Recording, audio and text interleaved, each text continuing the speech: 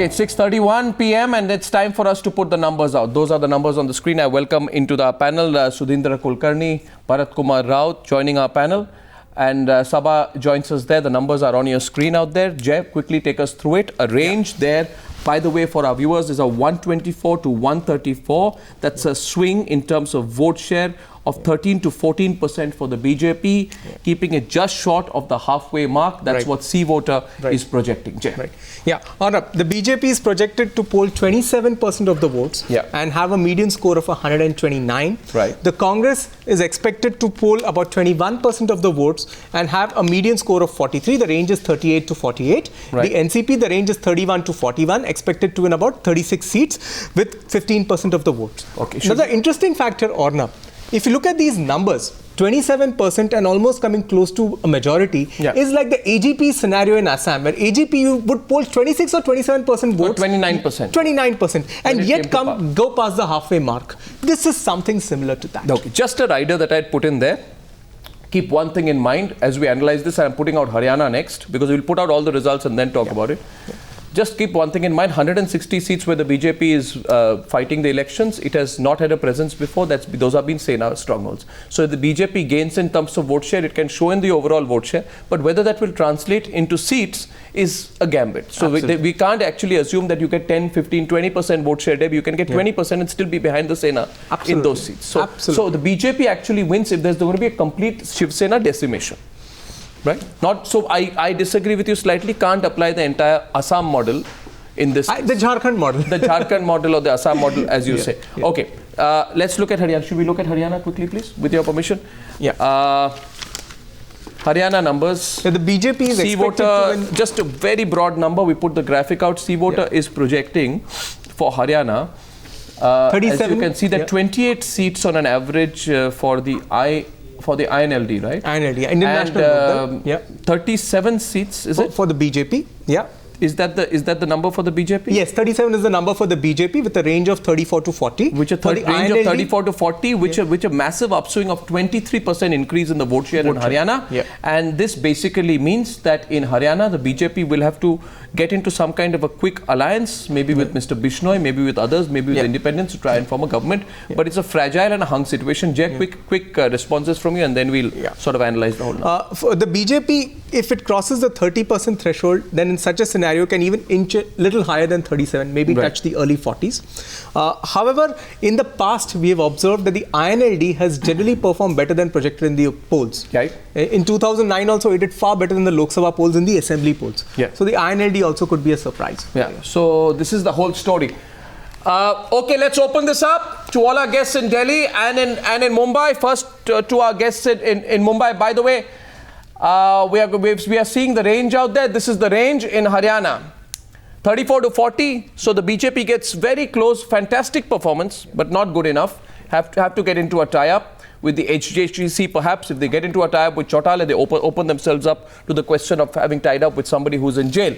Range in Maharashtra is also going to be on your screen.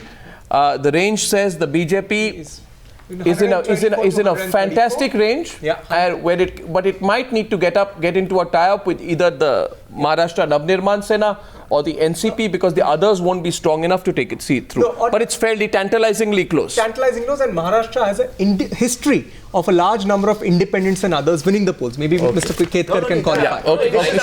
One last point. This is only up to 3 o'clock. In 1995, what is this is up to 3 p.m. These are up to 3 p.m. But Maharashtra votes a lot between 4 and 6. Please, I mean, it could make the whole swing very different. And I really think BJP will probably win on its own, the way it's going. Okay, so these are by what you said, 26, 27%. Okay, quick. This is the swing, and if BJP on its own is getting something like 37, and from the others, 129 BJP in Maharashtra. Maharashtra? Yeah, Maharashtra. 129. 129. Then from others there are 12 others. 9 to 12. 12 9 to 15 others. From 12 others, there will be a good number from these allies of BJP.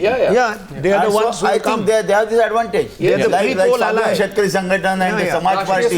It's the pre-poll ally. They are the pre-poll ally. and RPI. No, but most importantly, and I think Mr. Ketkar will qualify, Maharashtra has a history, you may also know, of independents, local barons winning the election. And they will come up in a sizable number. In 1995, though BJP and Sena were together, they did not have a full majority. They had something like 130 or 131 seats. 138. Yeah, 138. And they brought all the independents, 40 of them, or some of the rebels, and or some members of the Sharad Pawar's then non-existent NCP, and they joined. Okay, let's get party like PWP.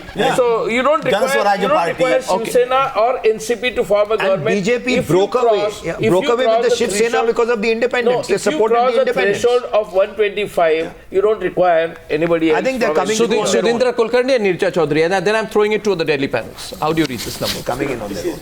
The likeliest outcome of today's election in Maharashtra, Maharashtra was absolutely fed up with 15 years of corrupt, ineffective, and internally divided governance. You know, if you see the outgoing chief minister's interview yesterday to the Telegraph newspaper, it's a confessional. That's a confession. He says, I did not take action against my party people. Rare. In order to keep my party intact. I did not take action against Ajit Pawar and others in the NCP to keep the coalition intact. You know, this is a confessional. You know, he's admitting that he was actually heading a government that was, you know, it was no governance at all. And therefore, the people are going to teach the NCP, Congress. Of course, there's no coalition anymore, alliance anymore, but both the parties will be taught a lesson. And it's good for the state that one party, and especially a national party, is going to emerge a front runner and probably forming a government on its own with its existing allies. We're going to get some reactions to this exit poll numbers. Nirja, how do you see this in terms of government formation? There are various and the overall political message.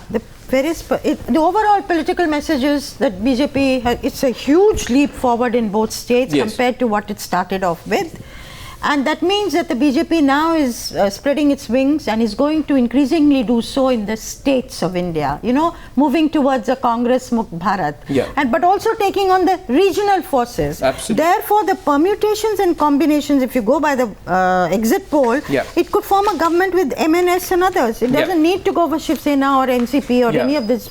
Do you think that's most likely? And also with Kuldeep Bishnoi's party and independence in Haryana.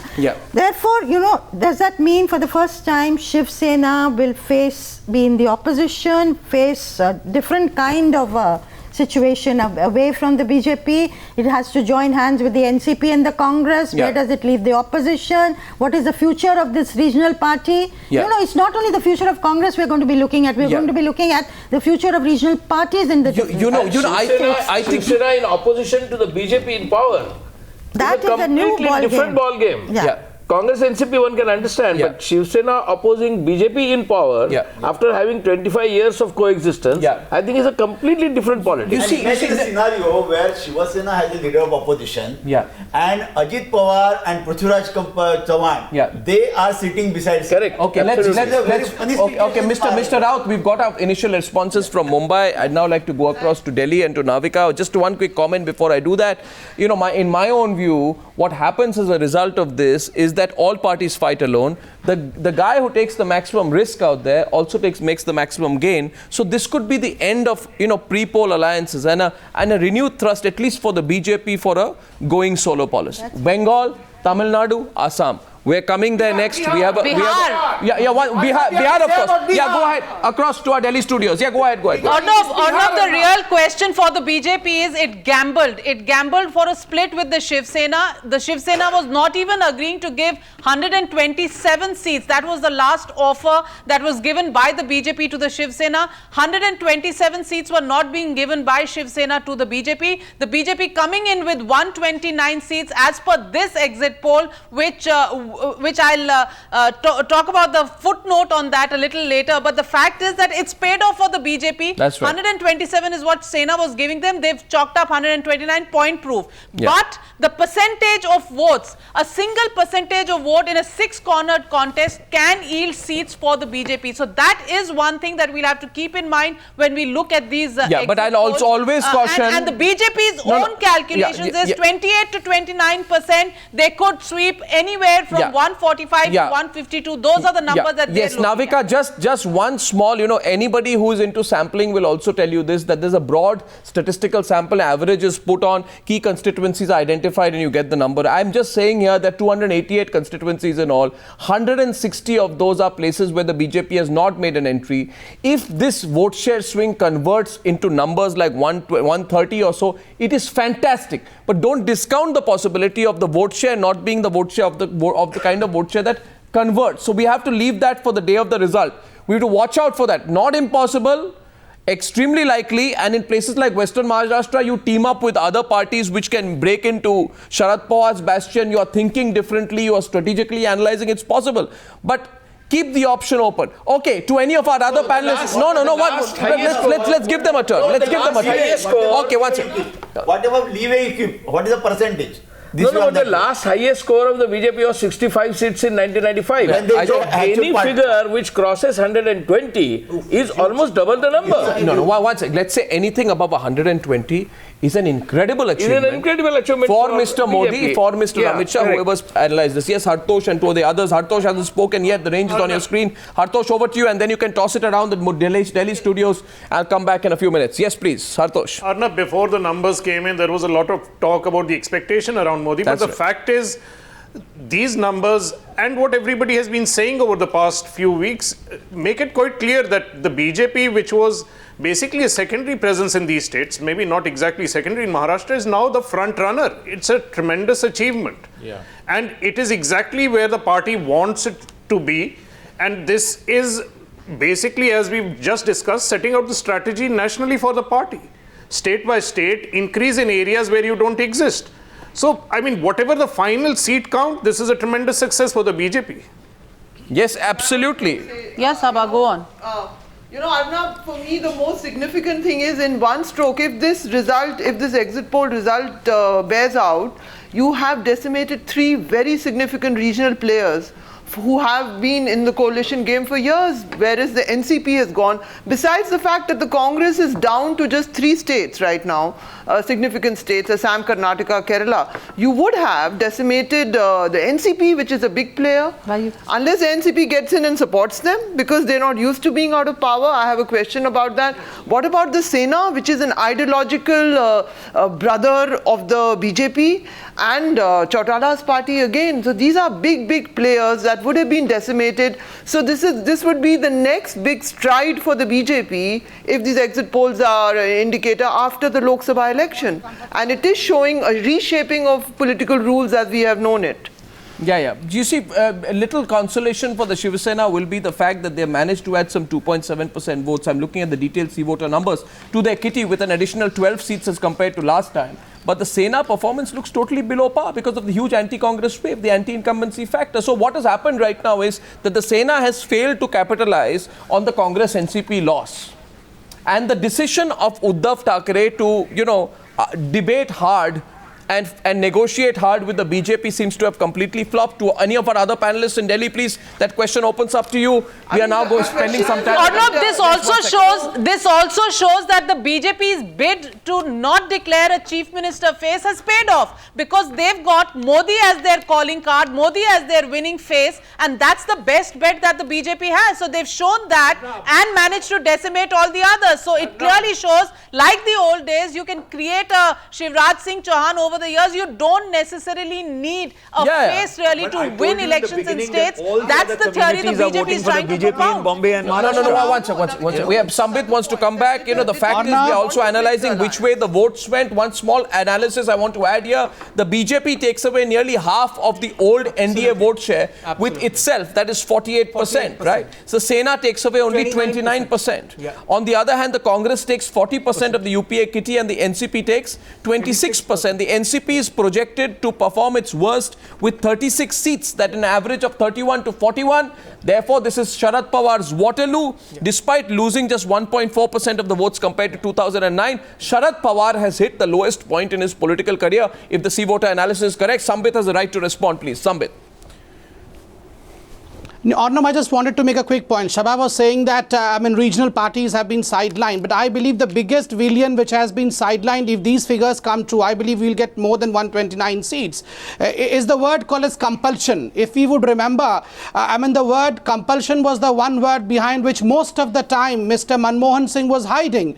If we asked him as to why the country was not functioning, he would say there's coalitions, compulsions kept me from working. Why so I believe what Mr. Narendra Modi recently said in the rally. Why are you punching a weak party, a dead party. But no, it's not a weak party, it's a dead party, but I'm not punching them. I'm saying that the word coalition had to go. The word compulsion had to go. And that's what Modi also said in a rally. Yuti nahi Bahumat. Yuti nahi Bahumat. Okay, responses. That. 1 minute. No Yuti, it is Bahumat this time. Just a minute. Yes, is that Mr. Rajagopalan I hear? I don't see him. Let's put them all on the screen, please. Yeah, please. If Maharashtra and Haryana are one for BJP, I foresee two important developments. The Delhi government will be formed in Delhi. Second one, the formula of the Maharashtra will be enacted in Bihar. Yeah. Number third, if Shiv Sena sits in Maharashtra in opposition, there will be a larger game plan of Shiv Sena, ADMK and others forming a front in Lok Sabha. DP Tripathi. In the winter session, or other session, it's going to happen like that. DP Tripathi, for other Delhi panelists, I'm going to come to you in a bit. Now, 1 second. Very small point is, I also have the AC Nielsen ABP numbers. I'm going to put them out on the screen for a comparison right now. There are 3 big polls today: Chanakya, C-Voter, ABP Nielsen, right? So we're now going to ABP Nielsen. ABP Nielsen numbers are on with me in this paper. I'm reading it out. It's on your screen. BJP plus 127. Shiv Sena 77, NCP 34, Congress 40, MNS 5, others 5. How does it compare to us? More or less?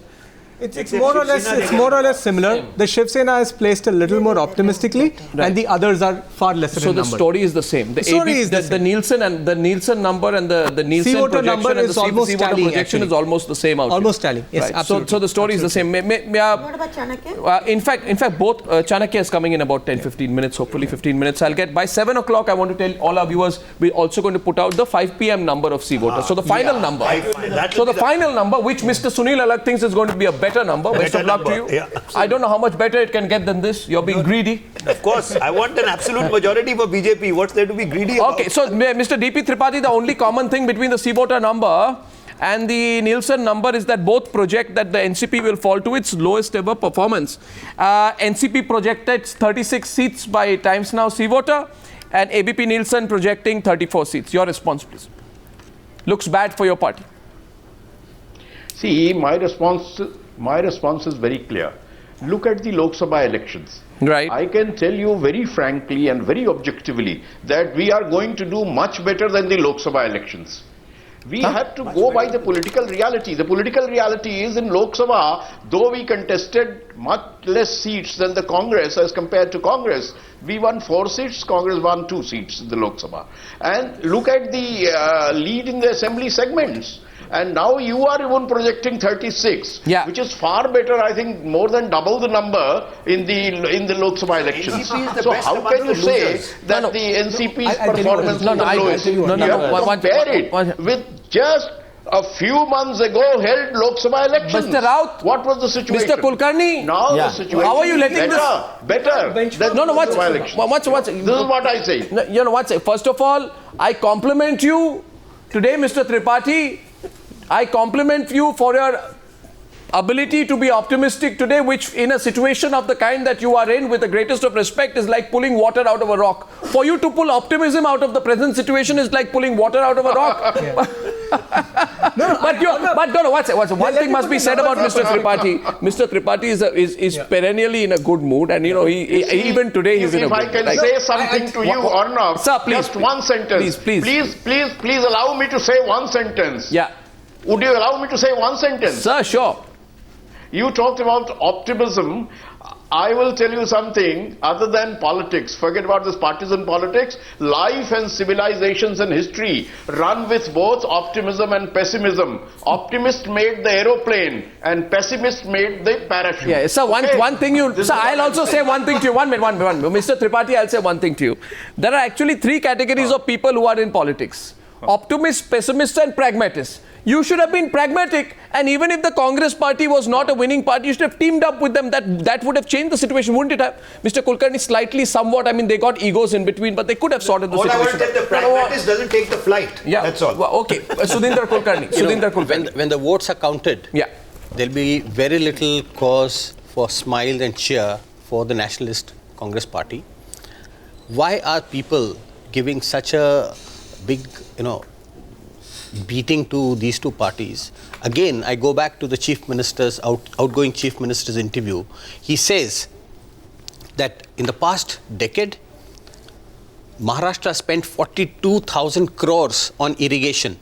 Yeah. And this is the time when Ajit Pawar was the irrigation minister, and no new irrigation projects came up. 42,000 crores spent. Yeah. And no increase in irrigation. Yeah. What kind of government was this? Yeah.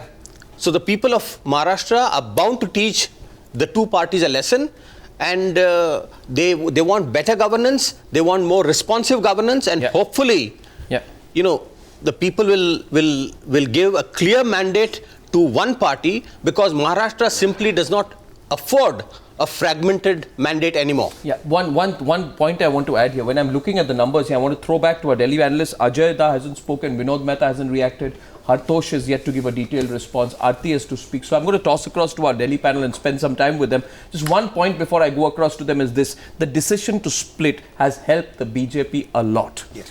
The decision to split has been the best decision for the Bharatiya Janata Party. So for those people who strategize that, they're going to really, they deserve the compliments, the postscript of this. That's going to make the BJP even more confident, Mr. Mehta. That's going to, Aarti, make the BJP believe we are going to go solo in many other states. That's going to rebut the question which people like you and Ajay Bose often ask. In fact, the where are the regional countdown to the Shiromani Akali Dal tie-up okay, over to you. Begun in the BJP headquarters. There's only one man standing between that tie-up and the BJP right now is Mr. Arun Jaitley. The day Mr. Arun Jaitley says, yes, it's time to split, even the Shiromani Akali Dal tie-up will go, because that's the way the BJP is thinking now after the success in Bihar and the split with the JDU. In fact, even on the split with the Shiv Sena, 3 days before the split, because I was working on a magazine deadline, a leader told me it's not going to go through. I mean, I can give you that advice that this alliance is not going to go through. So people had a sense of it, and there was a view in the BJP. And I think today Mr. Amit Shah called some journalists to the party headquarters for an off-the-record briefing. So, the BJP, there is a section in the BJP which had been arguing for it, and certainly it's going to be claimed. Can I ask a question here from here? One question to my panelists in Delhi is that, however, slight point of disagreement is, you see, Maharashtra is a unique situation. You have 15 years of anti-incumbency coupled with 10 years of anti-incumbency at the central level, 15 years, Hartosh, of anti-incumbency at the state level. That's a consolidated 25 years of anti-incumbency, an alliance which has broken up, so NCP Sena also break up, no face from the other side. That's not going to be the case in West Bengal.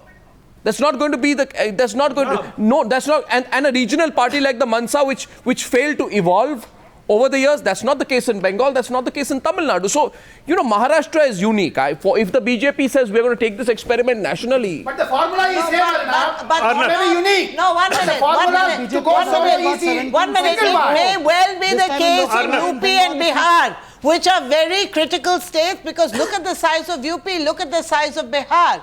And there also you have very strong anti-incumbency factors working against the present government. Got it. These are also two states where the BJP did phenomenally well in the Lok Sabha elections. Hartosh. So the same strategy that they used in Maharashtra may well work in these two states. Hartosh, we're looking ahead. One next year, one the year after. Arnab, what you have to understand is that going it alone doesn't mean that you go it alone with the same strategy in every state. Okay. And I think what the BJP has shown is that it can think on its feet. The UP strategy has been different from Maharashtra. The results have been successful in both places. So if they do approach the same strategy in Bengal, they'll do it differently.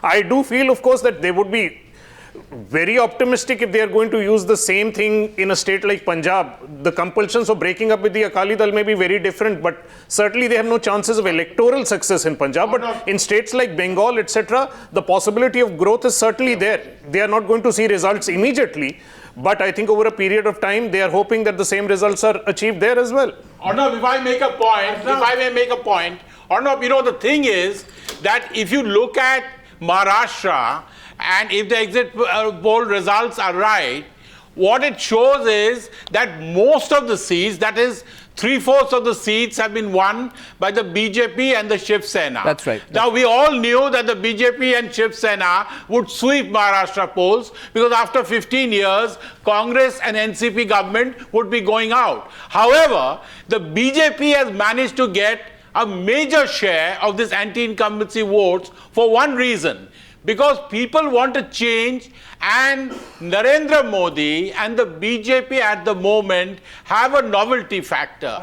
They somehow seem to be a newer party, a newer leader, and till that novelty factor is there, I think they do have an advantage. Okay, yes, Vinod Mehta.